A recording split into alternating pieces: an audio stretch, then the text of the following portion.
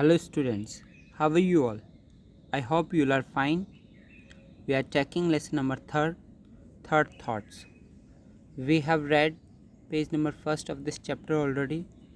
Now before I start this chapter, I would like to say that you have to answer the word meaning being asked paragraph wise on my personal WhatsApp number. Okay, let's go direct where we have stopped. Yes, we have read till this. Having no stems and the hour being late, I did not pause this and went to bed. Having no stems का मतलब stems ना होने की वजह से और 1 घंटा late हो जाने की वजह से I did not post this कि मैंने इसको पोस्ट नहीं किया एंड वेंट टू बेड। किसको पोस्ट नहीं किया? लेटर को, जिसमें मैंने हाफ प्रॉफिट ऐड किया था। हाफ प्रॉफिट जो है वो देने की मैंने डिसाइड किया था। किसको? डीलर को, क्योंकि उसने मेरे साथ में अच्छा बिहेव किया था।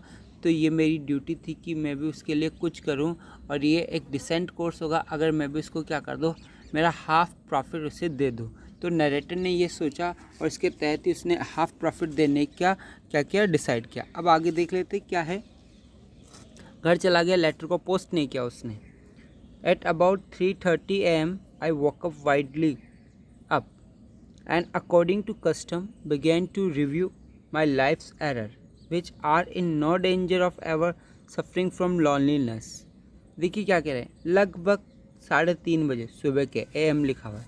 मैं पूर्ण रूप से जाग गया। वाइडली अप का मतलब क्या है कि पूर्ण रूप से मैं क्या हो गया, जाग गया। वॉक वाइडली अप मतलब पूर्ण रूप से जाग गया, मेरी नींद पूरी तरह से खुल चुकी थी।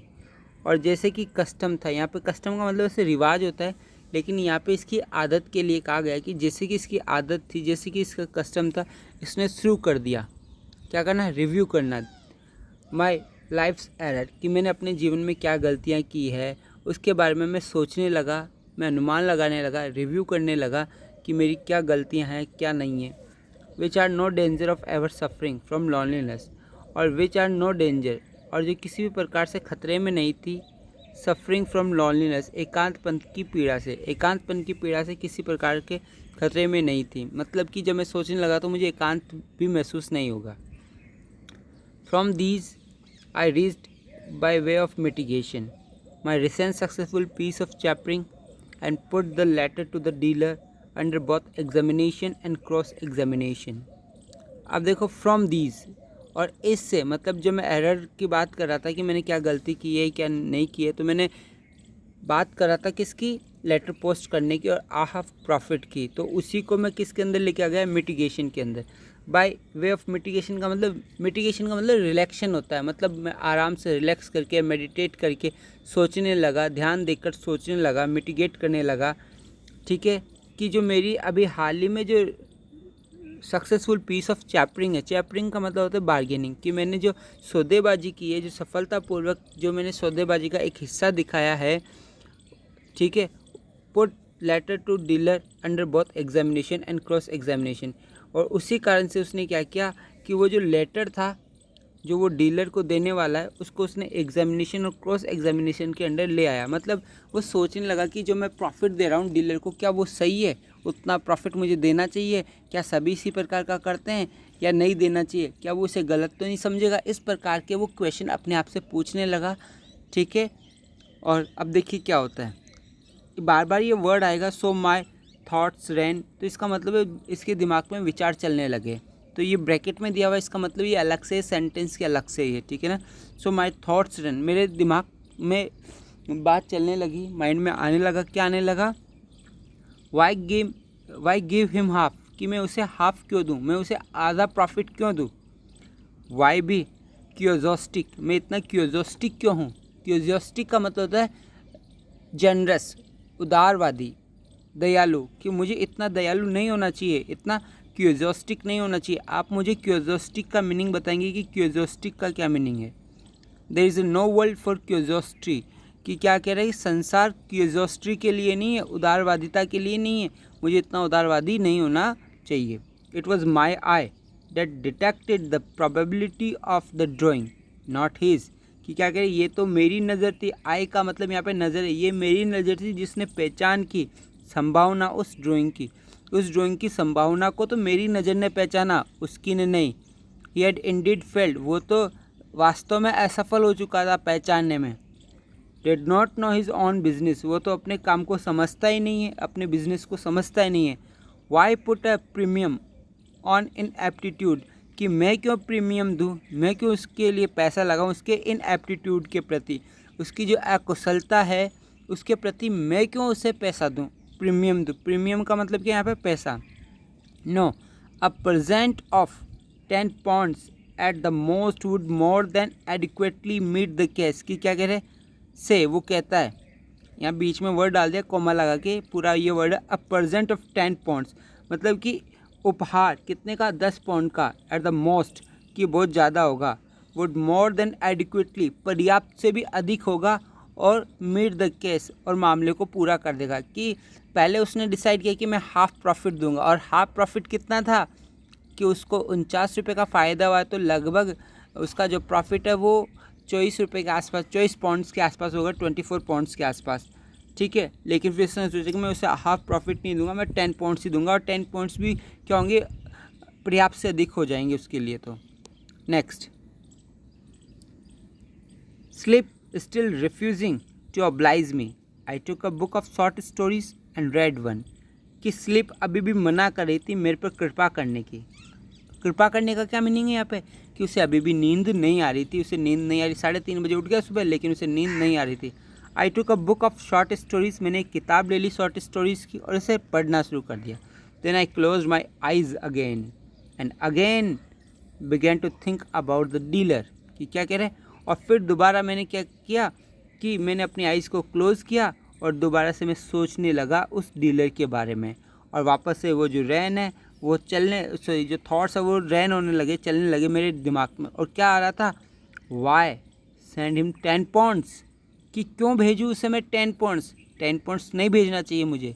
It will only give him a wrong idea of his customers, none other of whom be so fair, so spotting as I, कि क्या कह रहे हैं यहाँ पे, कि it will give him a wrong idea, कि ये उसे एक गलत विचार देगा अपने कस्टमर्स के प्रति, अपने कस्टमर्स के प्रति वो गलत विचार रखेगा, और कोई दूसरा तो इतना फेयर होगा नहीं, ईमानदार होगा नहीं, और इतना स्पॉटिंग भी नहीं होगा जितना मैं हूँ, कि जितना मैं अपना प्रॉफिट शेयर करना चाहता हूँ ऐसा तो कोई दूसरा करेगा भी नहीं, ठीक है, और इतना कोई फेयर होगा भी नहीं, इसलिए मुझे उसके साथ में ऐसा नहीं करना चाहिए, 10 पोर्ट सेंड नहीं करने चाहिए।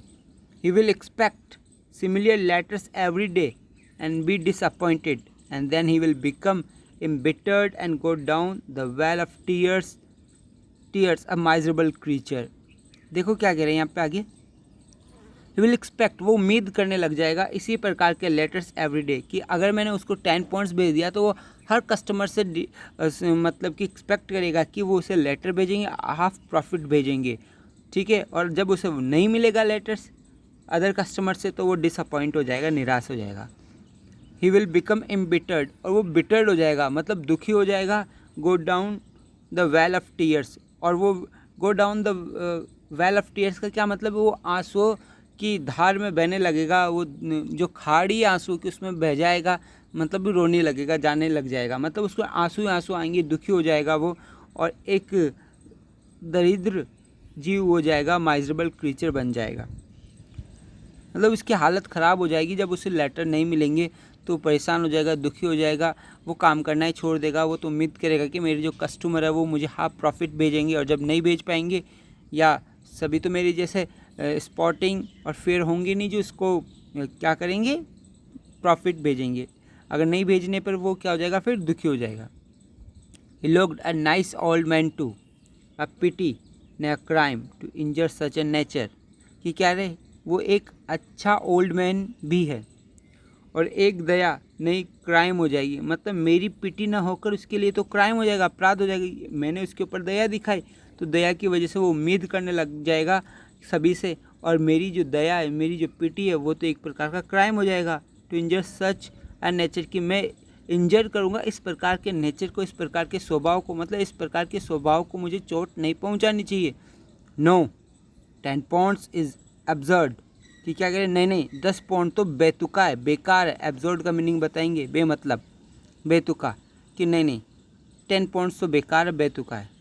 5 would be plenty, 10 would put him above himself, कि क्या बोले, नहीं नहीं 5 ही पर्याप्त है उसके लिए, तो 10 तो उसे अपने आप से ऊपर रखेंगे, मतलब ज़्यादा ही समझने लग जाएगा अपने आप को।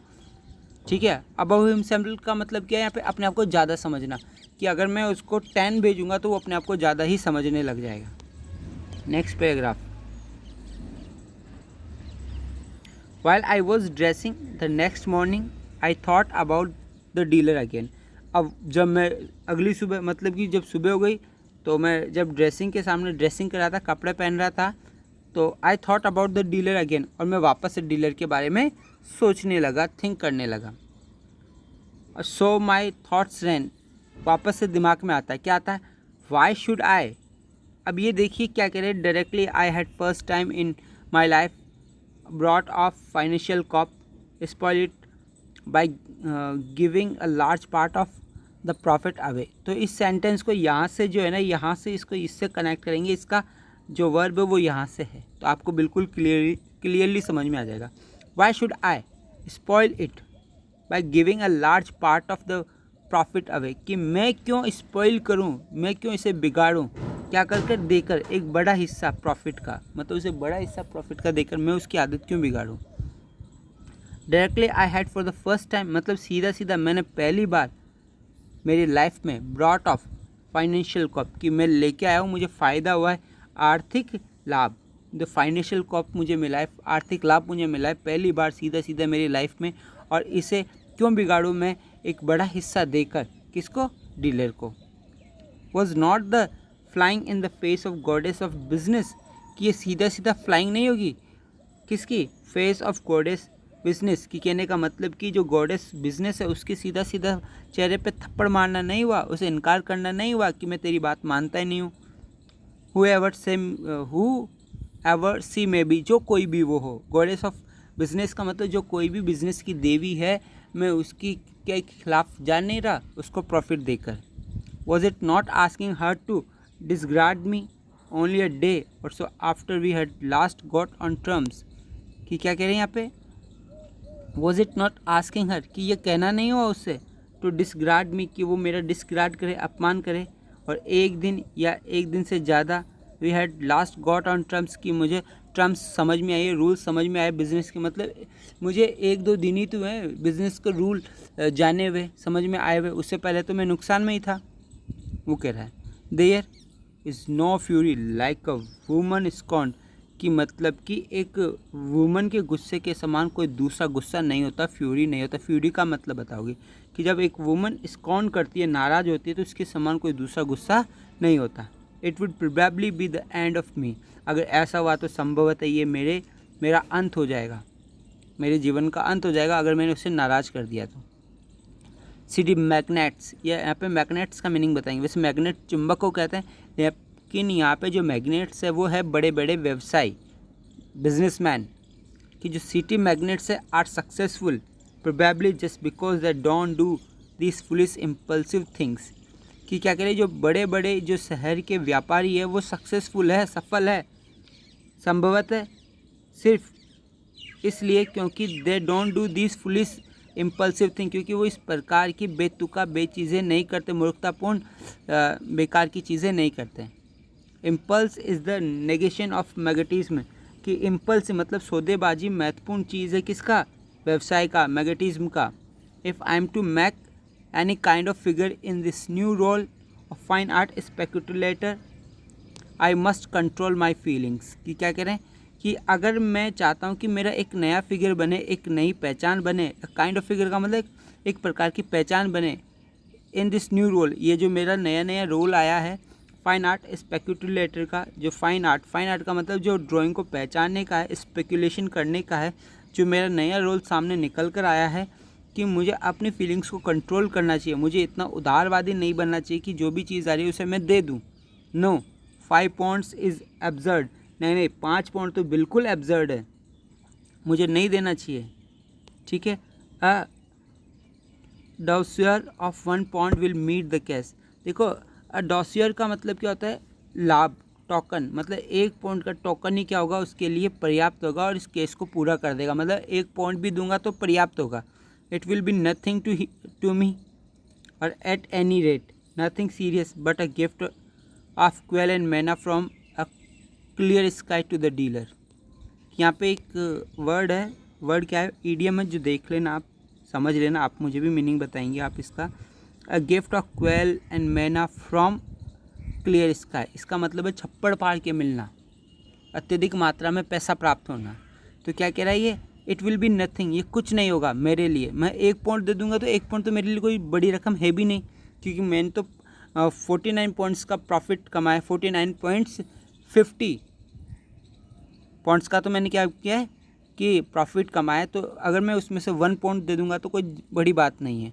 तो it will nothing to me, और एट एनी रेट, और हर कीमत में नथिंग सीरियस, और सीरियस वाली बात भी नहीं होगी मेरे लिए। लेकिन ये a gift of quail and manna from a clear sky to the dealer, लेकिन ये डीलर के लिए तो मानो कि छप्पड़ फाड़ कर मिलने के समान है उसके लिए। तो मतलब ये बहुत बड़ा गिफ्ट हो जाएगा डीलर के लिए। मेरे लिए कुछ भी नहीं होगा, लेकिन डीलर के लिए बहुत बड़ा गिफ्ट हो जाएगा। Without however doing him any harm, और इस प्रकार से उसे किसी प्रकार का कोई नुकसान भी नहीं होगा।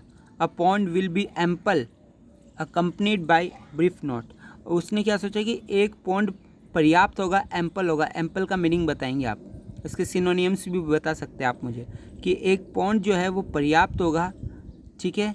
Ample accomplete by a brief note, अब उसको उसने जोड़ दिया एक ब्रीफ नोट के साथ में, एक ब्रीफ लेटर के साथ में। उसने लिखा लेटर में, कुछ लिखा, ज़्यादा बड़ा नहीं लिखा, थोड़ा सा लिखा। क्या लिखा देख लेते हैं। The note was to the effect, उस नोट में ये इफेक्ट था, ये बात लिखी हुई थी, that I had solve the drawing at a profit, कि मैंने ये ड्राइंग बेच दी है प्रॉफिट पर, मतलब मुझे इस ड्राइंग को बेचकर प्रॉफिट हुआ है। Which enable me to make him present, कि जिसकी वजह से मैं एनेबल हो गया हूँ, योग्य हो गया हूँ कि मैं आपको क्या कर पाऊँ, उपहार दे पाऊँ। Because it was an old perhaps old, ये एक पुरानी और शायद विचित्र मान्यता है मेरी, belief of mind. Belief of mind का मतलब मेरी मान्यता, मेरा मानना है, that one should do this kind of thing, कि एक व्यक्ति को इस प्रकार की चीज़ें करते रहना चाहिए। Good luck should be shared, कि जो अच्छा लक होता है उसे शेयर किया जाना चाहिए। ये मेरा मानना है, कि ये पुरानी कहावत है, ठीक है, और मेरा मानना भी है कि जो अच्छा लक है उसे हमेशा शेयर किया जाना चाहिए। I had the envelope in my pocket containing the note and the cheque when I reach the club for lunch, कि वो जो एनवेलप था, लिफाफा था, वो मेरे पॉकेट में था। कंटेनिंग द नोट, जिस लिफाफे में नोट लिखा हुआ था और चेक भी था। When I reach the club for lunch, और जब मैं क्लब पहुंचा लंच के लिए, that afternoon I played bridge, इसने एक प्रकार का गेम खेला। कौन सा गेम था वो, ब्रिज। आप नाम बताएंगे मुझे, कौन सा गेम खेला उसने, ब्रिज। ब्रिज ये नाम है गेम का।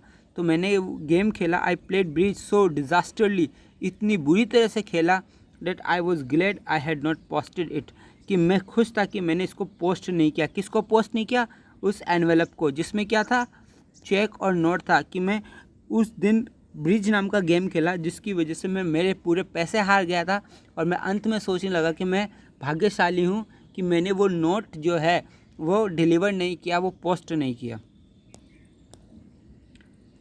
After all so my thoughts ran as I destroy the envelope and contents, कि मेरे जो दिमाग में वो विचार चलने लगे कब, जब मैंने डिस्ट्रॉय किया एनवेलप को, कहने का मतलब जब लिफाफे को मैंने फाड़ा और उसके कंटेंट्स को भी।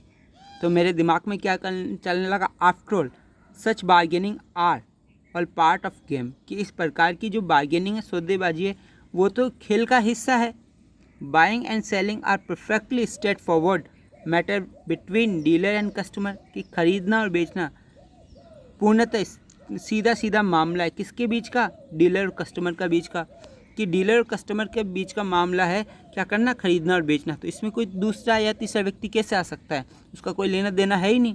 The dealer ask as much as he thinks, और जो डीलर है वो जितने पैसे चाहे उतने मांग सकता है। यू कैन एक्सटॉर्ट, एक्सटॉर्ट का मतलब ऐड सकता है, ले सकता है। And the customer having paid it, और कस्टमर को इसे पे करना होगा। इज़ अंडर नो ऑब्लिगेशन, बिना किसी दबाव के, बिना किसी ऑब्लिगेशन के। वॉट एवर टू डीलर, जो भी डीलर मांग रहा है। द इंसिडेंट इज़ क्लोज, और इस प्रकार से इंसिडेंट क्लोज हो जाते हैं। तो इसीलिए इस चैप्टर का नाम क्या है, थर्ड थॉट्स। कि वो पहले तो उसके अंदर नोबल एक्ट्स करने की इच्छा होती है। नोबल एक्ट्स कैसे, कि मुझे मेरा जो आधा हिस्सा है वो दे देना चाहिए। तो वो एक दयालुता वाली बात कर रहा है, एक मतलब कि जो जेनरोसिटी है वो शो करने की कोशिश कर रहा है, क्यूरियोसिटी उसके मन में है। तो लेकिन धीरे धीरे जैसे ही पैसों के बारे में सोचता है तो अंत में वो कुछ भी नहीं दे पाता है। तो किस प्रकार से जो पैसा है, मनी है, उसके अच्छे कार्य को बदल देता है, यही क्या कहलाता है, थर्ड थॉट कहलाता है। आई थिंक आपको ये चैप्टर समझ में आ गया होगा। ये एक व्यंग था जो कि मानव व्यवहार के ऊपर किया गया है कि जब मानव व्यवहार में पैसा इन्वॉल्व कर दिया जाए तो उसके जितने भी अच्छे कार्य वो बिगड़ जाते हैं, वो ये कहना चाहता है। Okay, I think you have understood. अगर आपको समझ में आ गया तो मुझे व्हाट्सएप पे यस ज़रूर बोल दें। Good bye, take care yourself.